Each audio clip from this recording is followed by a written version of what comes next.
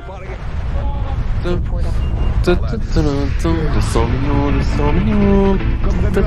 Flash spécial avec Franck, spécial attentat aux États-Unis. Franck, bonsoir. Alors qu'un avion a percuté les tours du World Trade Center à 8h46, nous venons d'assister en direct à la collision d'un deuxième appareil de l'American Airlines avec la seconde tour, des scènes d'apocalypse, de guerre même, en plein cœur symbolique de New York. Notre correspondant en direct. C'est pas vrai. C'est pas vrai. Le 11 septembre 2001, à 15h30, Denis Chalumeau comprend que les terribles attentats de New York font partir en fumée les 200 millions de francs de la vente de son entreprise promovacances.com. Je vous raconte aujourd'hui l'histoire de Denis Chalumeau, un serial entrepreneur et business angel de l'internet français qui, d'échec en réussite, a décidé de se retirer du milieu entrepreneurial pour mieux se préparer à la fin du monde. Bienvenue sur Il était une fois l'entrepreneur, le podcast où je vous raconte les histoires des entrepreneurs. Car oui, entreprendre est toute une histoire. Je m'appelle Laurent Brouin et ce podcast est produit par Inspire Média. Né en 1964, le petit Denis rêve de devenir pilote d'hélicoptère. Pilote ? Bien sûr, mon chéri. Mais passe ton bac d'abord. Mais j'aime pas l'école, moi. Son bac, il le rate 2 fois. Mais il peut compter sur sa mère, professeure de biologie, qui insiste à poursuivre son cursus dans la filière informatique. L'obtention d'un BTS le motive et il entre en école d'ingénieur. Les rêves d'hélicoptère sont vite remplacés par l'univers incroyable du Minitel. Un univers aux multiples possibilités dans lequel Denis débute sa carrière en programmant des services télématiques de contenu. 3615 Télémarket, 3615 Oula. Alors qu'il développe la branche prestation et vente des services Minitel pour la société Télestore, il se décide assez vite à créer sa propre entreprise. On est alors en 1992 et Denis a 28 ans. Ouais Amal, c'est Denis. Dis bye bye à IBM et viens monter une boîte avec moi. On va vendre des voyages en ligne sur le Minitel. Ouais Vincent, c'est Denis, on se casse de chez Télestore, devenir les rois du Minitel, ça te dit ? Rapidement convaincus par Denis, Amal Amar et Vincent Rousset, 2 ingénieurs informatiques, se mettent au travail. Avec 50 000 francs et le garage à vélo des parents de Denis comme bureau, la société France Télématique Diffusion voit le jour. L'idée est d'exploiter toutes les potentialités du Minitel pour mettre en ligne de l'information. Et dès la première année, France Télématique Diffusion est rentable. Les gars, si on hébergeait aussi des petites annonces. Annonces automobiles, messagerie rose, annonces immobilières, la société héberge très vite pas moins de 250 sites, dont un qui se démarque, 3615 Se Loger, une start-up de mise en ligne des annonces immobilières que les 3 associés décident de racheter en 1995. Les gars, et si on copiait la stratégie de 3615 Se Loger dans le secteur du tourisme ? Et c'est ainsi que 3615 Promo Vacances voit le jour en 1997 après une OPA amicale de Denis sur une petite agence de voyage, Décision Voyage.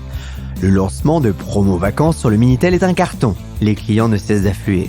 Avec Se Loger et Promo Vacances, les professionnels de l'immobilier et du tourisme ont enfin accès à une technologie qui leur permet d'acheter de l'espace pour acquérir de nouveaux utilisateurs. Un système d'abonnement payant est mis en place pour être référencé. L'affluence ne cesse de croître. Les affaires marchent plutôt très bien pour les 3 associés. Ils décident alors de créer 2 filiales distinctes pour les 2 activités. Les gars, j'ai bien réfléchi.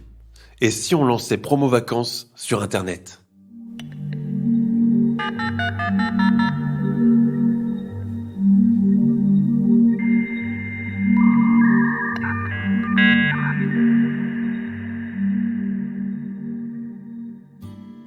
En 1996, Internet arrive petit à petit dans les foyers français.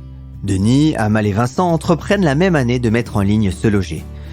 La marque se transforme en un site avec affichage d'images, recherche accélérée et devient même l'opérateur des pages immobilières de Wanadoo ou même du journal Le Monde. Le must ? La mise en place d'emails automatiques.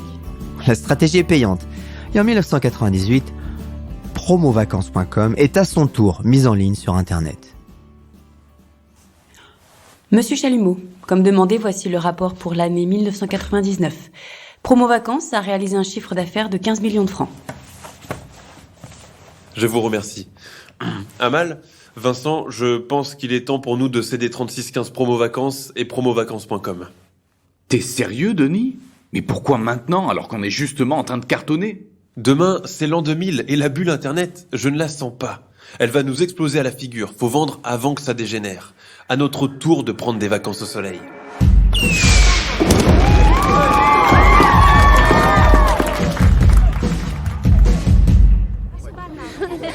Denis, quel plaisir et bonne année 2000. Je ne vais pas y aller par 4 chemins. Travel Price veut racheter Promo Vacances. On a déjà tout prévu. On va en faire une véritable machine à cash. D'ailleurs, tu sais qu'il y a une agence de voyage en ligne qui s'est fait 5 millions de CA l'année dernière. Ah bon ? Intéressant. Roland Coutas, le patron de Travel Price, a trop parlé. Alors qu'il propose de racheter Promo Vacances pour 50 millions de francs, Denis, lui, ne veut plus vendre. Si une agence de voyage en ligne a réussi à engranger 5 millions de francs de bénéfices, il comprend que Promo Vacances peut devenir une vraie poule aux œufs d'or. Denis et ses 2 associés se mettent en quête d'argent et cèdent 20% de leur compagnie à 3 sociétés de capital risque qui leur assurent que d'ici 2 ans, leur boîte vaudra des milliards. Tous millionnaires, mon pote. En quelques semaines, l'entreprise est valorisée 500 millions de francs. Denis empoche de son côté 12 millions de francs. Millions, millionnaires, tous millionnaires, semble un mantra qui résonne désormais dans sa tête. Un mantra qu'il projette sur un énorme écran de l'hôtel Holiday Inn de Pantin à la fin de l'année 2000, devant les yeux ébahis des 250 salariés du groupe. Une chose est sûre, c'est plus simple d'être millionnaire en montant sa boîte que de gagner au loto.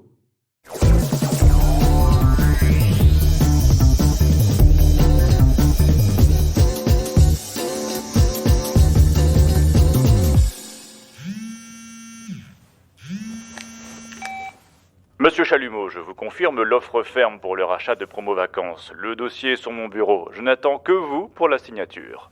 Je suis à Gonesse, je peux être là dans 30 minutes. Je préviens mon associé Amal.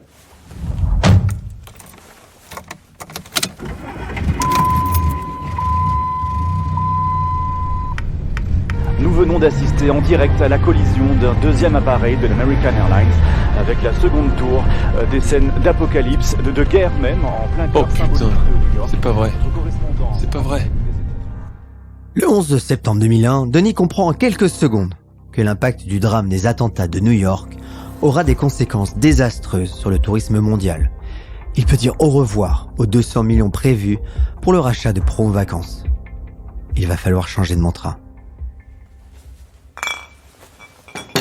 Denis, tu viens de me dire que la vente c'était fini et tu veux qu'on trinque ? Autant les boire, ces bouteilles. Finissons en beauté. Bulle Internet, bulle immobilière. Tu les sens, Amal, les bulles éclatées sur ton palais ? T'es con.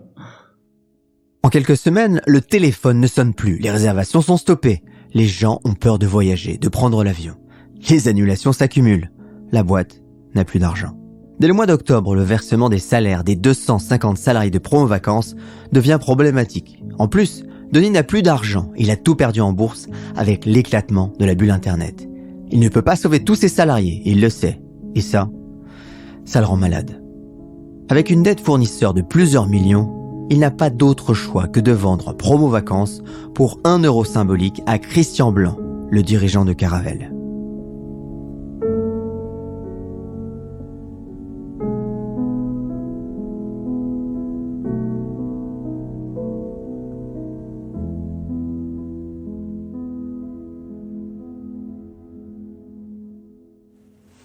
Denis, tout va bien ? T'es blanc comme un linge. Mais tu pleures. Je suis désolé, Corinne, mais va falloir que tu quittes Paris quelque temps avec les enfants. J'ai encore reçu des menaces. Acculés par les dettes, Denis, Amal et Vincent peinent à trouver les 9 millions d'euros pour payer les fournisseurs. Le tour opérateur égyptien et maltais s'impatiente et n'hésite pas à utiliser la menace. Humilié par cet échec, apeuré par les menaces et complètement détruit par les licenciements qu'il a dû mener, Denis sombre dans une profonde dépression. Et ça, c'est une autre histoire pour le prochain épisode. Merci pour votre fidélité. Alors, tant que j'y pense, ce podcast, c'est 3 jours de travail par épisode. Évidemment, tout ce travail, c'est une équipe derrière. Merci donc à Thibaut Viotte, Marie Camier, Sarah Brevet pour l'écriture et Frédéric Kukovicic pour le son, mais aussi tous les acteurs, puisqu'il y a beaucoup d'acteurs, vous l'avez entendu, qui interviennent dans les dialogues. Fabien, Gaël, Jean-François, Céline, bref, c'est une véritable équipe qui travaille pour vous faire les meilleurs épisodes. Pensez bien d'ailleurs à mettre des étoiles et à parler de ce podcast autour de vous si vous avez appris des choses ou si vous avez été inspiré. Et ça, c'est une autre histoire au prochain épisode.